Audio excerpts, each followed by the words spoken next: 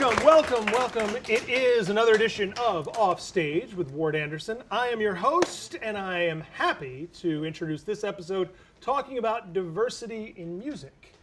And I have with me a, interestingly, not very diverse group of people I'm going to be talking about today.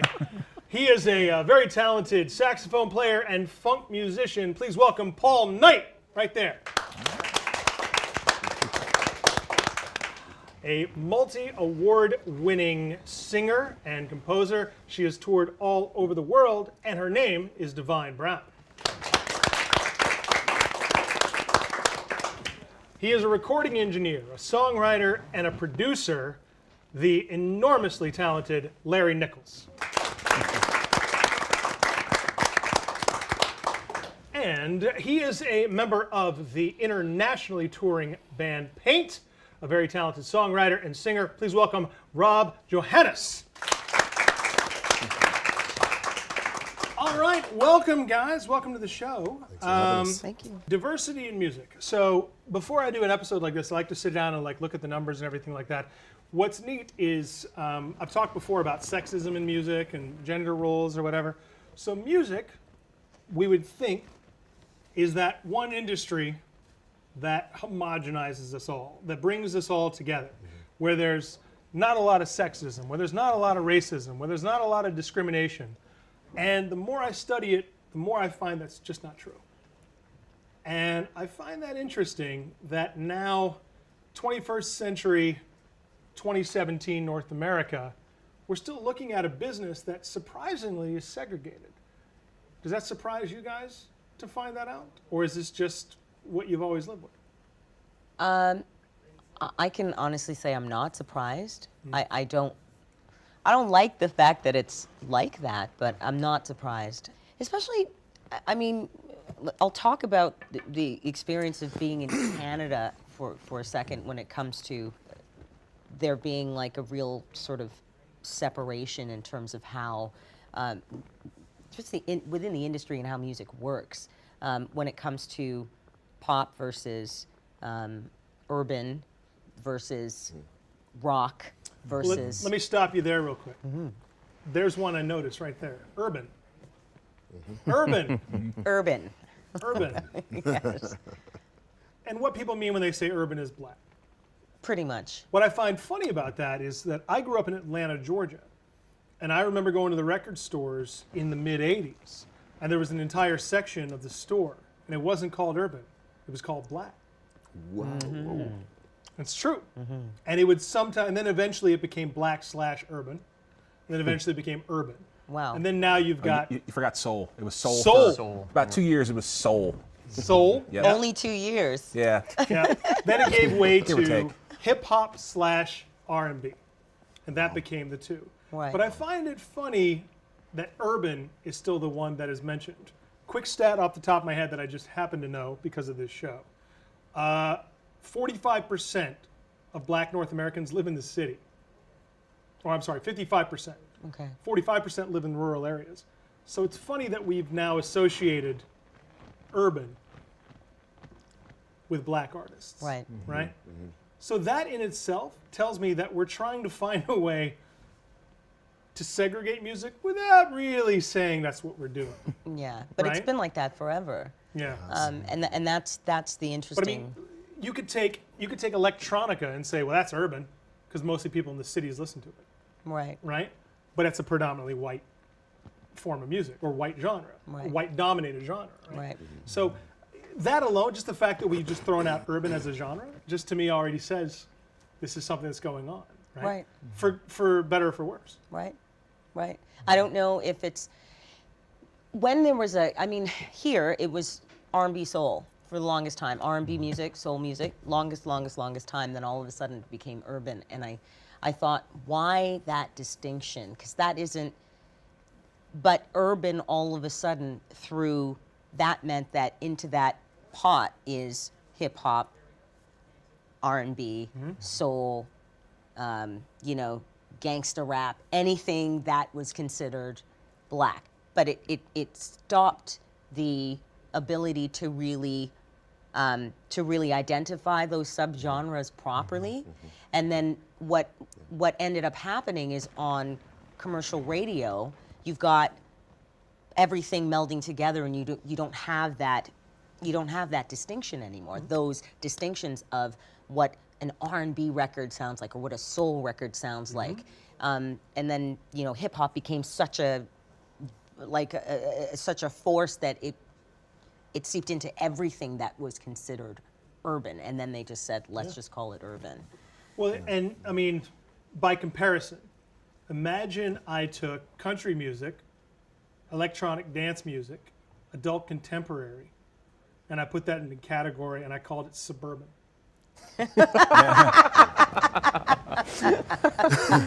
It seems ridiculous, right? Yeah. But isn't that what we did? It's under the same logic. Isn't that what we It's did the with same. urban? It's the same logic, but Here's an example. Paul, you work in funk music. Yes. But I guarantee you there's someone that listens to what you do and they go, yeah, that's great. You're doing that R&B.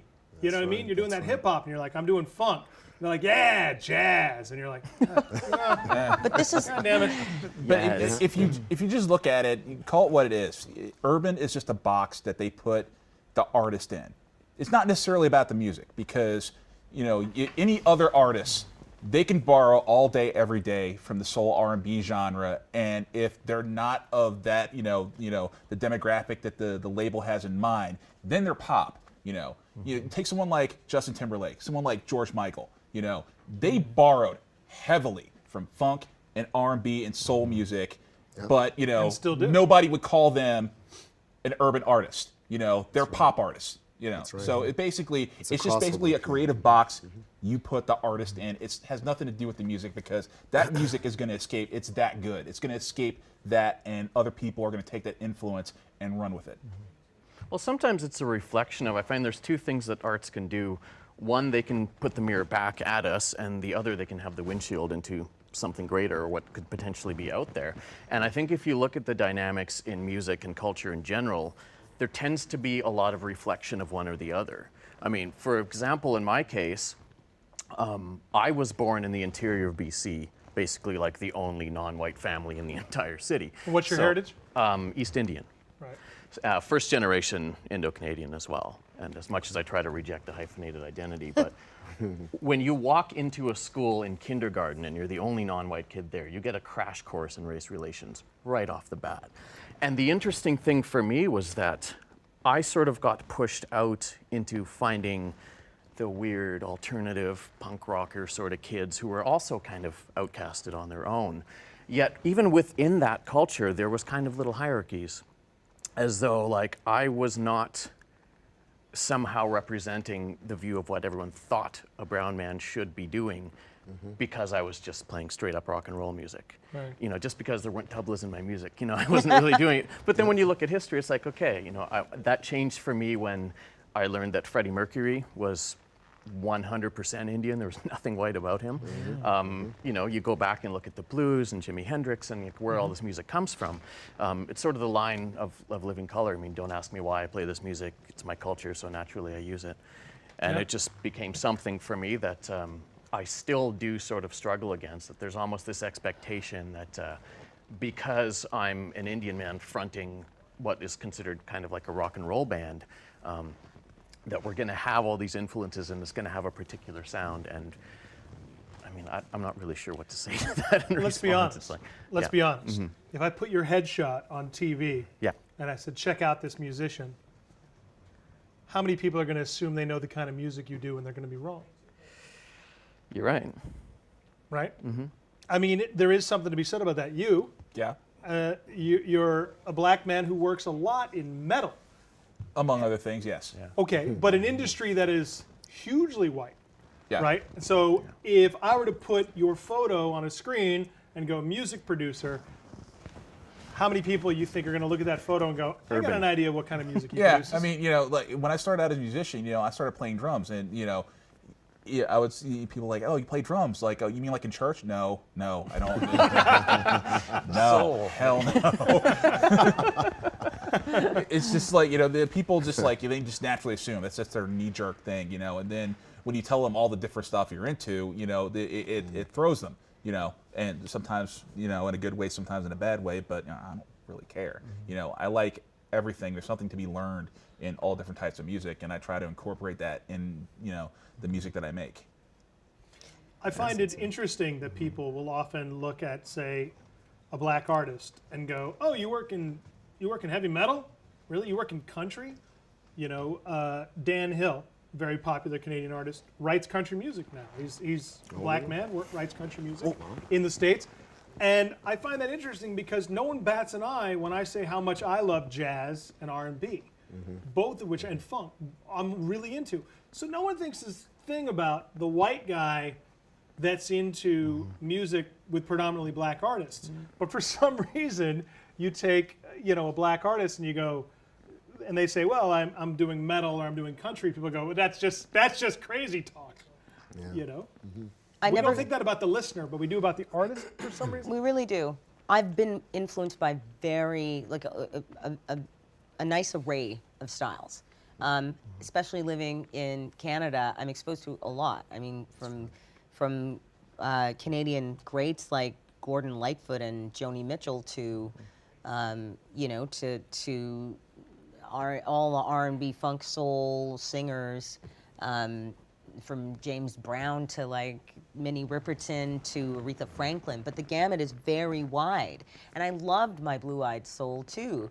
They borrowed right from the heart of black musicians, but and black music. But it was about what is good. What I find interesting is as soon as I step outside of, people sort of remember my first record, Divine Brown. And it was very steeped in soul and R&B. And there were little sprinklings of jazz, and people didn't have a problem with that. The minute I started to step out, and you know, with a pop sensibility too, so it crossed over really nicely. But as soon as I stepped out a little bit and said, let me try this sort of dancey record. Do you think it's too soon that you're doing all this different stuff? What? I'm doing what is coming from me naturally. And I'm just expressing myself based on where the inspiration is coming from, or whatever's coming out of me is what I'm going to produce.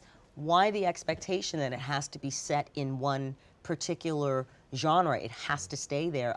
I never quite understood that. Well, I kind of, and I feel what you're talking about, but you know, it's a problem, especially when you are a person of color, especially if you are a woman of color, you know. There is a lot of diversity across all different types of music. You just got to look for it. You know, if you're looking for the Grammys or for pop radio to show you how diverse certain genres of music are in, you're going to be waiting a long time. You kind of got to go looking for it, because there are people of color that make all types of music. I'm talking about like everything from like, you know, like rock to pop to dance music. The problem is once you get into the label structure, then they do want to take a look at you and they want to like get you, just like micromanage you, your image and your style to like the lowest common denominator.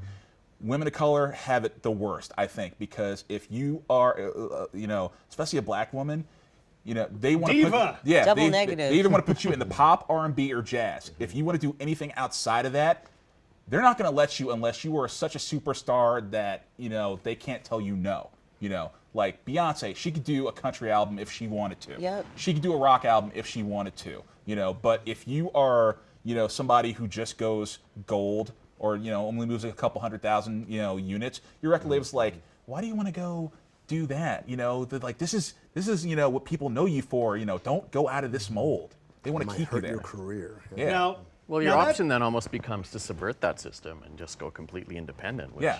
we know in Canada is one of the most grueling things you can It's put yourself into. It's grueling worldwide. It's grueling Yeah, worldwide. absolutely. Now, some of these issues are issues that are going to be a problem for an artist, no matter who they are, no matter what race or gender they are.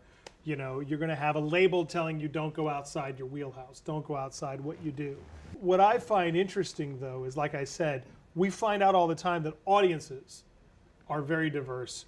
I don't know why we pigeonhole the artists so much. You know, you mentioned black female artists in a different genre or whatever, and I think of Alabama Shakes. Yeah. Right? yeah. I think of, but here's the thing, that's all I could think of Yeah. right at this minute, right? But if you were to tell me, black R&B artists, I can go on and on. If you were to, so it's an interesting thing that we still find, artists kind of, I don't want to say pigeonholed, but I mean that's kind of it. Pigeonholed is the word. It's a That's- byproduct. I mean, that's really kind of it. It's a byproduct of how much the music industry has declined in success, because there aren't as many record labels. There aren't as many independent radio stations. They're all basically programmed by the same corporations. So as a result, none of the record labels that bring in major money have any adventurousness when it comes to signing new artists. They want somebody like photogenic who they could basically streamline into like the most pop-oriented thing that they could do. They just need a look. You don't even have to sing. You don't even have to have any talent for songwriting, because somebody else Good will do news that for for you. me. There you go. You got the hair. Can we get my agent on the phone? Yeah. If you're This talk show thing ain't gonna work out. Totally. if you're an attractive female with like Anglo features, Works for me.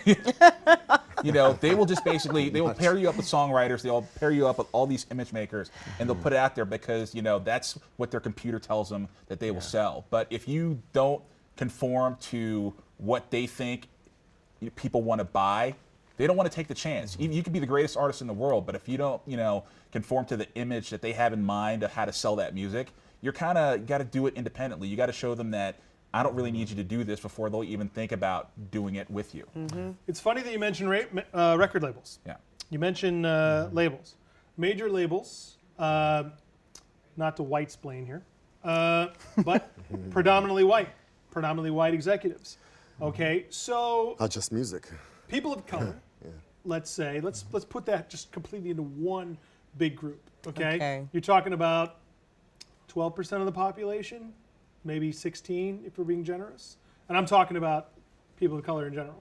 Okay, what percentage of the music executive part of the industry do you think is diverse? People of color. What do you think? What part of the music industry What percentage? itself? What percentage do you think?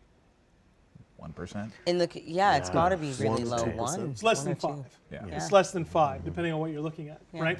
And where you find the most diversity is in labels that are started, owned, and managed by people of color, right? So you have your course, yep. Def Jam, Of course. you of know, course. Motown, Yep. right? But also interesting that how many years are we into popular music, rock and roll as we know it? You know what I mean? The music industry as we know it. And we're still looking at now on the business side, that's when it's really segregated. Yep. We can talk about the artists and the record stores all we want, but on the business side is where it really is. How many of you have gotten, how many of you work with predominantly white executives and producers? I mean, is that what you mostly deal with? Yeah, I mean, me, definitely. It's interesting because as an Indian man, it's kind of like the reference points of others doing, kind of like pop rock or new wave rock and roll. It's like, I don't know, there's me, there's one of the guys in Billy Talent, there's the bass player No Doubt, and there's Freddie Mercury. And like, that's really all that there is. You guys ever hang out? Yeah, we meet every Wednesday. Yeah. We have group, seances for Freddie, and Support he comes group. back and visits I us. thought maybe you guys hang out, pizza night. Right? No, not pizza night. We go for all-you-can-eat Indian buffet. There you go. Over on Gerrard Street. But it's interesting because there's a lot of internalized racism. Like we wear a lot of that ourselves. We pigeonhole ourselves into things. To already be kind of isolated growing up in an all-white community, to then kind of meet my own people, so to speak, and then it's like, oh, you listen to rock and roll? Like, no, like you're not supposed to do that, is that? So it kind of Really? just keeps perpetuating that cycle. What music would they expect you to listen to? Oh, I mean, it would sort of. I find Indo-Canadians would often lump themselves into like that the urban, what would be called urban, that umbrella. Really? Yeah, that's what I found growing up. I was always kind of like the weird Hip one hop is with really popular in tattoos. India, right? There's like a whole. Popular everywhere. Yeah. Well, no. Oh, yeah. But by that I mean specifically Indian hip hop artists really popular, right? I think so. Yeah. I hear a certain amount of it. It's interesting. Some of it's very interesting. That's one of the things that fascinated me when I got to travel the world a little bit, was how much hip hop has translated around the world. how much, and that don't just mean like, you know, American or Canadian hip hop artists are popular. I'm talking about that hip hop is a popular genre in every country, in every language, all around the world, right? You don't see country music in South Africa per se, but you do see hip hop there. That's interesting. Black music in general tends to, when it has tended to sort of be that, like it would just seep into many different countries. So when soul was the big thing, everybody wanted to do it. What the Rolling Stones used to go and watch guys like Chuck Berry and Muddy Waters do their thing in blues cans, and then find a way to incorporate that into rock and roll. The whole reason we have Led Zeppelin. There you go. And so that seems to have been the trend in the way that the different way there, or the different styles that black music has sort of like has developed over the years, and hip hop happens to be the big thing now, but it's sort of mixed into everything. And another thing that, you know, as a proud, coming from a proud Jamaican heritage, another thing that I find is how reggae throughout the course of time has always influenced different styles. Like everything, a lot of urban music, I really can't stand that classification of a genre,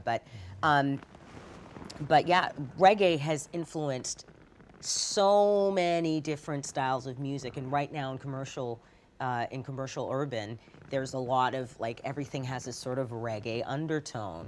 Everything that I like too. It's true.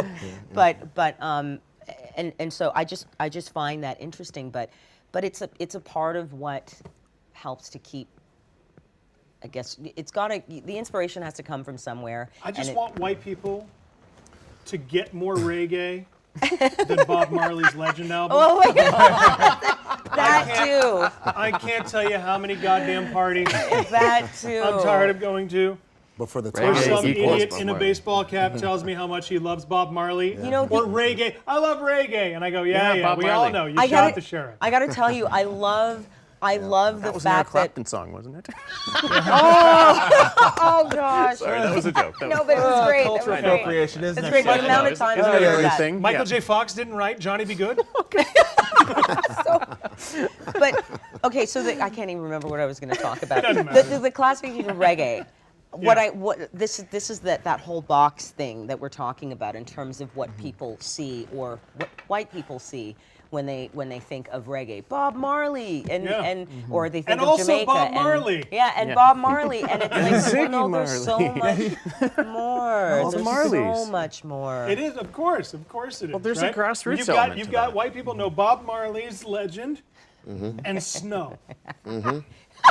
And then that's it. And UB40. Yeah. And Yeah. UB40. After their first Yeah. Culture Club, yeah. Well, yeah. But look at the that's true. popularity situation, though. The popularity. I mean, Justin Bieber was always a rising star. Yeah. But the latest album that he had has a whole lot of reggae influence in Yeah. it. That they tried to put, they tried to call tropical house. Oh, Stop it right now. Stop it. I'm a Shut house it down. guru, You and never that heard that? upsets me What? to the Stop it core. right now. I don't understand. Terrible. They tried to call what was Oh, that big good song? house music. Sorry. Tropical house music? Yes, they tried to call Sorry the big hit with the Yeah.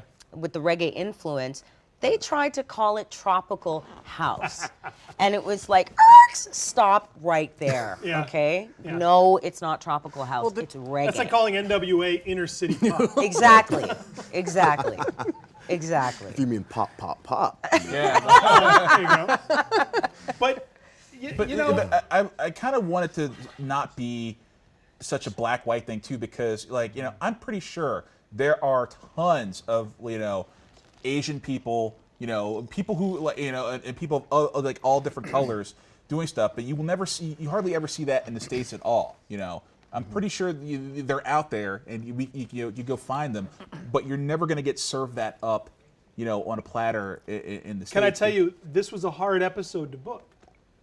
Yeah. I want to do an episode about diversity in music. I made a joke off the top of the show about that. This was kind of a homogenized group because I reached out trying to find diversity in music. I found 3 very talented black artists, and I found 1 Indian artist. I looked everywhere. We Notice looked he so didn't many. say very talented. I mean, What were you? What were you looking? you're also very talented. What were you My- looking? I'm joking. What exactly were you looking for? Latin though? artists or Everybody. Yes, yes, of course. Now, some people weren't available. Okay, some people weren't Right. available and just weren't. But I was surprised at how hard it was to find. This was the musical landscape that I was looking at. White people, Ah, there you go. black artists. Yeah. But even if you take Okay, and so it became harder and harder to find these artists. To find even in a major multicultural city like Toronto, Ontario, to say, I'm looking for some Asian pop artists Oh, was there. hard to find. I mean, how many Indian, Canadian pop artists are there besides you? That was the thing for me growing up is I never saw any of it. Yeah. And then being an independent musician in Canada for 20 years now, I've seen very, very little of it. I remember the first point of reference I had with like music television was when Living Colour came onto the scene. And they sang better and played Jim better Carrey, than am I right? everybody. White people high five. Right? Okay, right, there we go. So, What are we talking about? and Living Colour came out, but it's almost like they had to use their ethnicity and the political message as a selling point for their music, which was great. But what I'm trying to say to you amazing, is, yeah. look at the popularity aspect of it. It took off. It did for a short period Yeah. of time. Yeah. Right? When we were Is it getting back to, fleeting?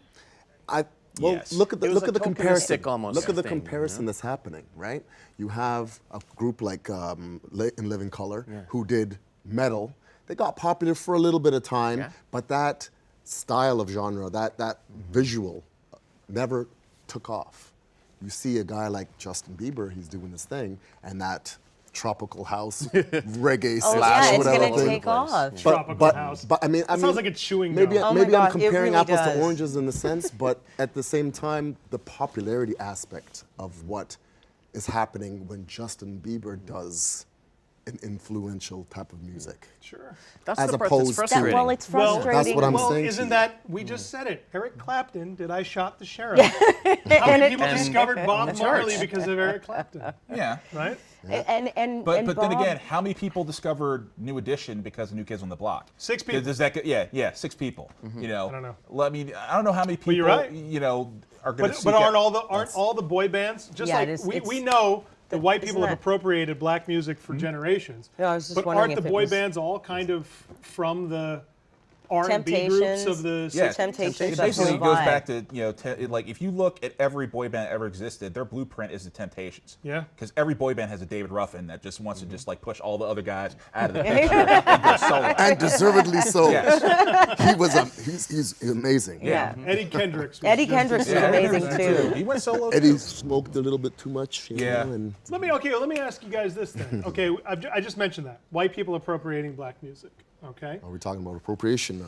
but no. But here's the thing. Uh-oh. Start with Paul's Elvis. just like getting ready in his seat. You say start with Elvis. Well, Let me ask I'm you sure it this. was before that, of course. But Of course, but He took it into the started with, stratosphere. it was jazz before it was rock and roll, right? But let me ask you this: now you work in a field where you're the majority. He works in a field. What you trying to say? Oh, Listen now. I'd like to thank my guests for being here this evening. This is the final That was good. episode off stage. Oh wow. Yeah. Gotta reword that there, brother. let's just keep him like this for the rest of the interview now. Move a little closer here. So I think what I'm trying to say is that I'm frightened. No, you work in a field where you're the majority Yes. in funk music, I would say. However, There it is. Yeah. there's an area where I'm pigeonholed very much like how you have been pigeonholed into doing a particular kind of music. But what happens is, and I've learned this through my experience, that you can be black to the expectation of what they want you to be, but don't be too black. There's a difference. Sure. Once you cross that, It's so. Look at this face here. You agree? Yes, I do. Yeah. It's the once truth. I've in doing funk, and I predominantly I'm a vocalist as more than a saxophonist now. I just want to But you correct play that. that sax really well. I do my thing, but you know, vocals is where it's at for me, and I've done that for about, 13 years now. And you do that great too. Oh, yeah, exemplary. I do. If You I really do say do so find myself. his music. All night, everybody. I'm telling you, I've had to dummy down my set list because I'm kind of in a different category than the Recording artist. the recording artists, right? I did a little recording when I was younger and stuff like that, but my thing is Funk is predominantly a live. yes, is a it's live genre. my genre, my thing is the live show. Say what you want, recordings, whatever, but the show is when you come to hear that kind of music, that's where you see me. And I'm already pigeonholed into a certain kind of area, which for the most part I can understand because, everybody listens to different kinds of music. And I mean, the music that I listened to when I was younger may not be the same as you, but you're gonna get an idea. You're gonna hear the Jackson 5 and Lionel Richie and all that popular kind Sure, of stuff. sure. But once I start going, because I had a funk band that I liked to do a lot of obscure funk. Sure. Stuff that I loved, stuff that guys in my band loved. And then when we tried to go to those hotels and Is that what you mean by too black? yeah, Well, because the reason I- do that in the corporporate world, they're not Yeah. trying The to hear reason too I ask black. you that is It's just because I've not. heard people say they're fans of R&B, and I go, well, are we talking There's R&B R&B. or rhythm and blues? Yeah, but not just that. Can you take a little bit of the bass out of your voice? Yeah, You're exactly. scaring the wait staff. Oh, saying, see? But I'm just saying, Tone down your dance. just like there is the hip hop that you hear on the radio, there is a hip hop that is for the diehard fans, right? Yes. And funk is like that. There is there is the play that funky music funk. There is the Boy. And there's that sweet sticky thing, Yeah. right? But here's the thing. what I mean? Here's the thing about funk and R&B music. If you're not black, if you're white, if you put in the work and you play the hell out of your instrument, get in the band, get up on stage, do your thing and everything. That street doesn't go both ways. Like if you are, if you are like an artist of color and you want to play in a genre that isn't necessarily known for having a lot of people like of your demographic performing that, you got to be in like the top 5% like level performer on whatever you do before even people will think, Story Even of if my you, life. you know what Story happens of my though. life. Yeah. Even if you are, it's such an interesting thing. Because even if you are in the top, or even close, if you're not in the top 5, you're in the 6. yeah. And you know that you're probably doing it better than the rest of them. That's a part of the issue too. Yeah. Is the fact that you're doing it a little bit too Yeah. better, and it's a little bit too. The classic is you don't see a lot of black country artists.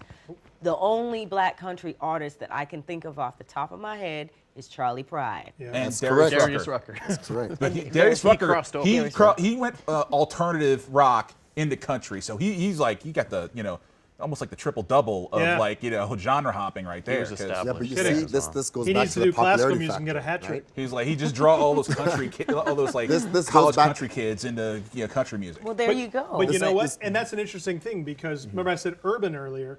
You're talking about if you really look at where country music came out of, which is the southern United States, you're talking about a place that half the population is black. So it's interesting that country music Well, has country never. music comes out of it's blues. Yeah. It's the blues. Struggle music. It was a matter of access, though, and it was a matter of power. It's kind of like things will emerge in a grassroots capability, and people will see the power of that, of people to gather and for it to become something. And then once it becomes something, it runs the risk of becoming dangerous. So what's the way to keep the status quo in place? Okay, well, let's bring in a bunch of money and let's water it down. let's let's- homogenize the and let's crap take out of that it, way. right? Here's the And then thing. it loses its Most black its people are foundation. not interested in listening to white people sing about sad white people. Not really. Like, you got problems. Oh, whatever. Go back to my Muddy Waters album. You know what I'm saying? We have our own Let me ask you problems. this. So I want to go back to what you were talking about, like being in the top 5%. Look at someone like Jimi Hendrix. One of the greatest guitar players of all time. Yep. They had to take him over to Europe and blow him up there before they could bring his success back to the United States. You know, Which is what Yeah. there were a lot of artists that were like that did other, or people weren't ready for. Sure. Who did Jimi Hendrix open for? He got booed off stage. The Monkees. The Monkees. Oh my goodness. Yeah. So I mean, you let had me to ask bring you the this: monkeys into this, didn't you? I had to bring the I monkeys. knew it was coming. You knew it. Hey, we're the Monkees. I didn't watch that show. Go ahead. Ask the question. Ask the question. It's a very entertaining. Let me ask you this: what's harder, being a person of color in the music industry today in North America, or being a woman, or being a woman of color? What's harder? Yeah. That's an unfair question. That's divide and conquer. All right. That man, is right an unfair question because they're both equally. I don't think there's one that's harder than the other. Right. They're equally difficult. Do you ever feel you're at an advantage for being a woman? Or, No. No. I have the double negative. I'm black and I'm a woman. Right. So if I stand up for what I want, that angry black woman. Yeah. Ooh, Lord, Difficult. Oh, yeah. I'm Diva. That's exactly that. Meanwhile, Is that- Britney Spears is like busting out windows and shaving her head, and everyone's like, "Oh, I want to give her another record deal. Let's do this." you know? If I shave That's my good head tomorrow, what publicity. do you think will happen? And I'm walking out on the street. have a People huge gonna lesbian talk following. about me, and lesbians will follow me. But that's a whole other thing. But whatever. Like, was last episode. But there is something to be said about that. I've interviewed women in music before, and some of them will talk about, depending on the genre they're in, that they see it as an advantage sometimes or whatever. But it's like you said, you have the double negative. Were they all white because- women? What? Were they all white women? yeah, that's a good question. you know It what? might have all And it's been an white important- women. They- That's they- just it's a an coincidence. important- I've decided. I don't see color. If you're a white woman under the age of 28, they will let you do anything musically. You're like, oh yeah, you want to do a country album, fine. You want to do a pop album, fine. Want to do a rock album, Anything. fine. Anything. If you are a woman of color, especially if you are like somewhat curvy or plus size, man, are you kidding me? They're like, no, put no. you in this video. Back in the Nia Soul box with you. They're not gonna. You have to actually go out and prove it to somebody a million times over and blow it up yourself before even people will begin to take you seriously in the business. It's the truth. I don't have the luxury of being able to say that I am. Look, I know I'm a woman and I'm comfortable in my skin, but I don't have that luxury to. Push back. Well, even if I use my feminine wares, in that sense, it can only go so far as a woman of color because Right. I'm not what your corporate speed would be in that sense. And Well, it's one let me ask you this. Sorry. But musicians all the time talk about the emphasis of looks nowadays. I've talked about that if you go back to the 70s and you look at some of the artists that put out some of the best-selling records of the day, Rock was great when they ugly people wouldn't could get make a it. record contract today. Isn't that what kind of Meatloaf would not get a pop contract today. Yeah. There are so much of our industry, and we like to think in this day of, well, we're post MTV, we're post music video appearances and everything, and I go, oh no. the hell Appearance we is are. It's harder to take chances. everything. So- It's everything. Well, let me ask you this: is it as an artist of color? Is it worse? Is it the same? I don't know. I only know It's the what's expected pigeonholing. of me as a TV host. It's Or still the pigeonholing. yeah. They like me for what I do, from what they expect me to do, and they don't really see anything else. I have sung other songs in different languages, Yeah. and you will not believe the look and awe and astonishment on people's faces, and they're like, "Really? What's going on there?" Why? Because you're But saying another you're an language. attractive guy. What if you gained 20 pounds? Would that hurt your career? Would anyone Well- care? I don't think so. What about you? Oh, so. listen. If I gain 20 pounds, I mean, 20 pounds would be it an ain't improvement over on till me, the yeah. fat lady sings. But I will, as long as I have my women. This is where women have it the worst. Is that if I gain 20? Oh my God, you gained 20 pounds. Look at all my goodness. Like, look, you don't know what's going on in my life that might happen. But I'm immediately going to be judged for it. There's always room for one. I've always said in the entertainment industry, there's only room for one overweight woman at a time. Yeah. So when it comes to comedy, there's one that's overweight at a time. That's interesting. When it comes to TV and movies, there's one at a time. When it comes to music, there's one at a Overweight time. And woman. who's that right Overweight woman. Just woman in general. Yeah, and we Adele- look at that woman is and we Adele go, that- look how far the industry has come. Her. You could say that about, I mean, for Indians in comedy, that was a thing. Everywhere I would go, people would say, oh, you look like whoever the popular Indian guy was at the time. So for a while it was, oh, you look like Russell Peters. Oh, you look like that guy from Community. And now it's, oh, you look like Aziz Ansari. You know, it's like whoever, there's only one. But even within certain genres, even within certain genres of music, you know, they like to pigeonhole it, you know, their artists. Like, look at someone like Kanye West. When Kanye West started out, he was just a producer and a beat maker. Yeah. His label had no interest in him as an artist, but he had written so many hits for them that he basically got them to like strong-armed his label into like letting him release an album as a solo artist. And he's one of the, you know, the biggest hip-hop acts out there right now. Of all time. Yeah, but he wasn't, you know, he was on a label that, you know, was like, you know, put out Jay-Z and all these other artists, like gangsta rap artists, and he was very, you know, bookish and smart and nerdy. You know, he wasn't very street, and they were like, we don't know, you know, because, you know, they weren't even listening to the music. They were like looking at his image. That's And all like- they were looking at. Yeah. But what I find amazing about his story is is overcoming that car accident and talking about it. And that was a huge.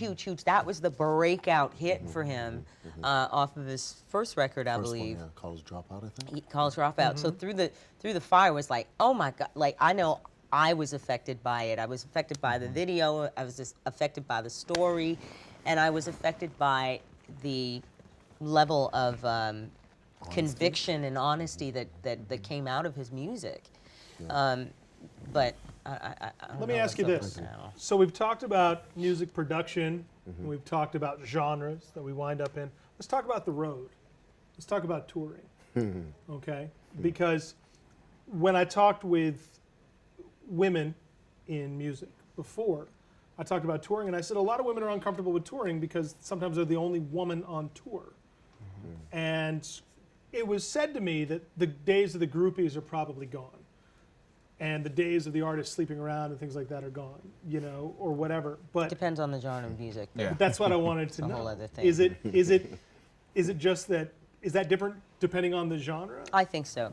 Yeah. I think that really has to do with the genre of music. I think that has to do with the age of the group that's going out. If it's like a guy rock group that's Yeah. going out on the road and touring, that's a whole other. Well, one of the artists said to me, she said, well, you know, I think the days of the groupies and all that are different because my band's not like that. And I said, is it maybe because it's your band?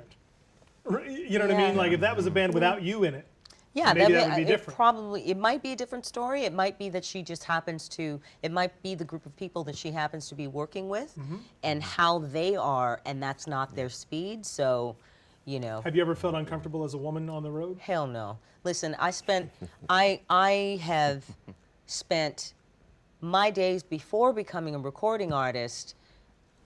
I was around guys all the time in different bands when I was doing the clubbing circuit. So I never felt uncomfortable. It just was what it was. And I just embraced it because I was out there on stage in these clubs to learn. So I never felt uncomfortable. I don't think I was around people that made me feel uncomfortable. I think it's also the way you command yourself, though, right? Yeah. Because I've known you for quite some time, and your persona is as such where people, if they might think about trying, they might get a look in your eye and switch it up. It's the truth. I mean, Yeah. that's what I see. Are you trying to say know? nobody wants to fuck with her? Pretty much. Pretty much. And I mean, it's not take an it. evil look. It's just you know, there's an energy, and I think that It's The reason interesting that. the reason I mentioned the road, and I'm sorry to interrupt, is there was a time, and it wasn't that long ago, when there were two distinct circuits when it comes to the road and touring. oh, you're Right? referring to. Yeah.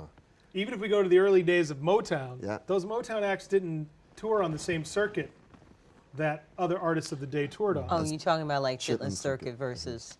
Got you. right? Yeah, yeah. You think about that. I hear that term Chitlin Circuit, right? And I go, God, that sounds archaic.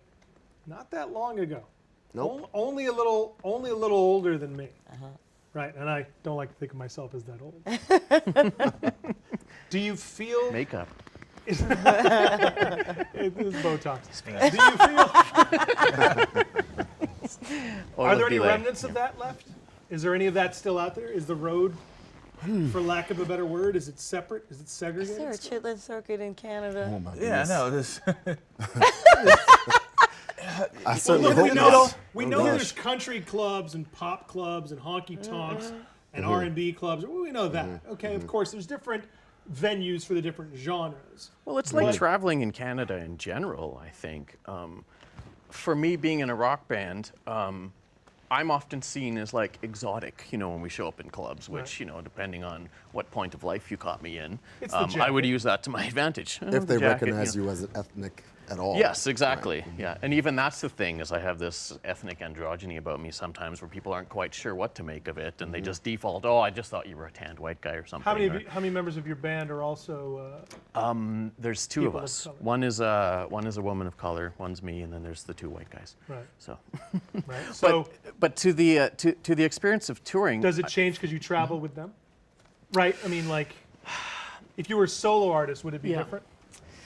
It's interesting because there have been certain times when I've toured, and I started doing this when I was very young, and there were certain cities, certain rest stops in certain parts, of the middle of Canada, where, yeah, I would have to be very careful about where I would get out of the van. Racist graffiti in the washrooms, like, okay, I'm just going to hang out in the van. You guys go ahead. I'll hold it till the next rest stop, kind of thing, And things happening at clubs and load-in, people assuming this and that about you when you show up, and coming up to you saying, "No, you're not from around here, are you?" After the show when you're just trying to load out, and you got to just get the fuck out of there, right? So, luckily I've managed to avoid some of that, but it's happened, That's And- interesting. And that's reflected, again, as I talked about earlier, about it just sort of mirroring your experience as where you fit kind of in the pecking order in Canada in general. A lot of violence was around me, when I was growing up and where I grew up and everything like that. So for me, it's kind of like, luckily I'm sort of adapted to it in a way, which is terrible to think of that. It's like you're just in this fight or flight place and you stay there, and when it happens, it's almost like it's normal for you. And that's terrifying. The fact that has to happen. Well, here's the thing. We live in a digital age of social media. So if you're an artist and you're moving a lot of units, you know where they're getting bought. You know where your fans are. It was like, back in the day, it was like, well, let's go here and see if people show up. Now ahead of time if people are going to show up. I mean, So if you're an R&B hip hop artist, you might already know before you even go there if there's a fan base for you in Moose Jaw or Yellowknife or something like that. But otherwise, you're going to stick to where there are a lot of like-minded people. So you go to the cities and the towns where people are buying and appreciating your stuff. Yeah. That's pretty interesting. But back then, you had to go out and sell your album on the road. There Thing was is, I think there's everywhere. still a bit of it. I think there's still a there bit of still that is. now. Like, yes, you utilize social media to know your marketplace for sure, but there's still, for bands starting out, you still have to work the circuit. You still got to tour in order to build your fan base, right? Of course. That's still a really crucial part of the, of a working artist, especially in a band. It's crucial. Oh, yeah, absolutely. Here's one thing I have a problem with, as far as diversity goes in music, is the fact that when I was growing up, if you were of one decade, and certain style of music faded out, there was a good chance you could reinvent yourself in the decade that came after that and the decade that came after that, and you still have some success and and a young audience, and I don't see that happening anymore. Something like Tina Turner, resurrecting her career in the 80s like she did. In her would not- mid-40s. Yeah, in her mid-40s. Wouldn't happen now. You had someone like Peter Gabriel, who was in Genesis, left Genesis, had a great, solo career in the 70s, and then rolled with the punch in the 80s and 90s. That's great, but in today's radio climate, you don't see somebody who had hits in the 80s, and was known for 80s hits, reinventing themselves for like 2000, 2010, 2017, and being able to compete with like the Justin Biebers and the Rihannas. No, that's and when the you what's wind up. interesting? That's when you wind Take up a on the chance. nostalgia circuit. Yeah. Well, Because and, I saw yeah, Boys to Men in concert. Oh yeah. And there's no reason why Boys to Men shouldn't be. shouldn't be still in the top of the charts. They're I putting out music that sounds equal to the vocal groups of today. You It's the have same to- genre You, even. you have to understand. I feel like the industry, and the industry radio they've put a bit of a chokehold on. In people's Culture. ability, Yeah. the culture, people's ability to reinvent themselves and be, and to be filtered into just radio. Yeah. And radio is an interesting concept within itself because radio is not airway. It's not just airways anymore. It's satellite. It's Yeah. it's Streaming. Apple. It's streaming. It's SoundCloud. It's all these different ways to access music where it used to just be the radio that we relied on. Is the audience more diverse now because of that, or is it just a larger audience that's more of the same Is what audience? Sorry. that you're reaching because of new technology and everything? You know what's interesting is that question, it's a difficult question, but it's larger through social media.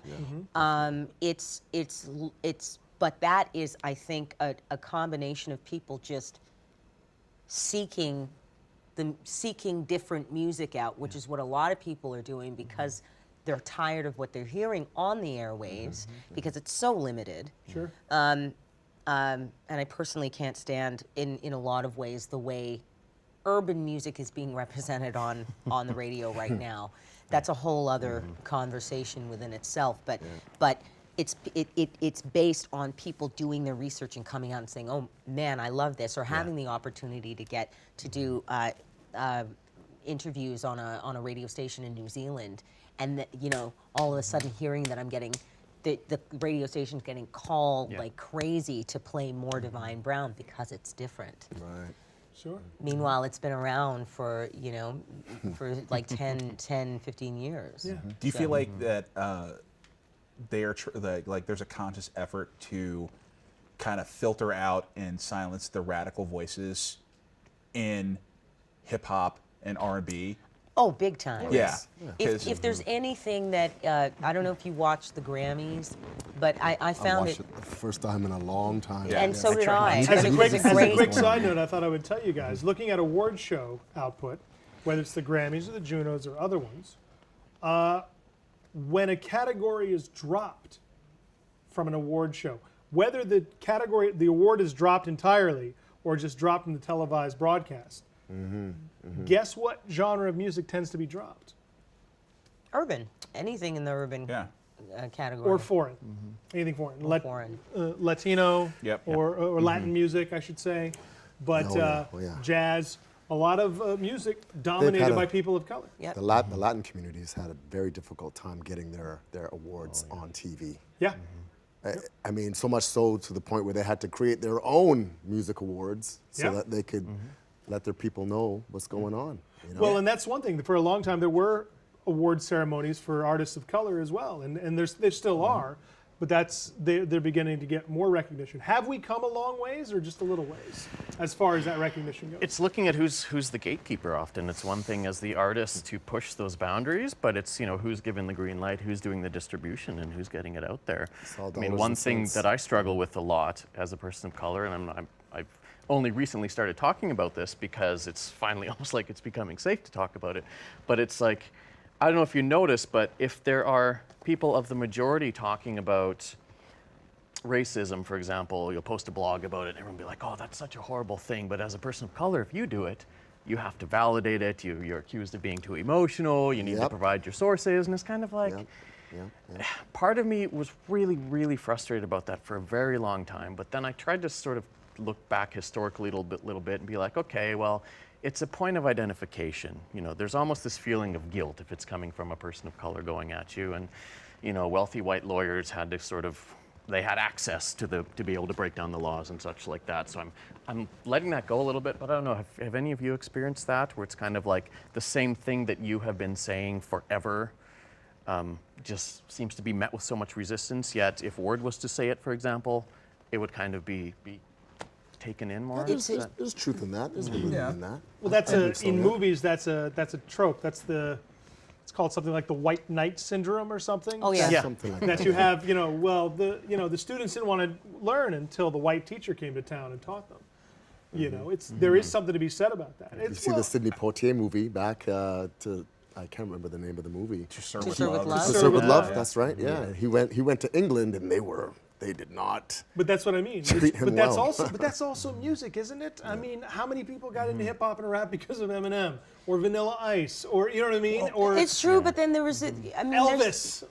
There's a flip side to that. Yeah. I just want to quickly go back to what you were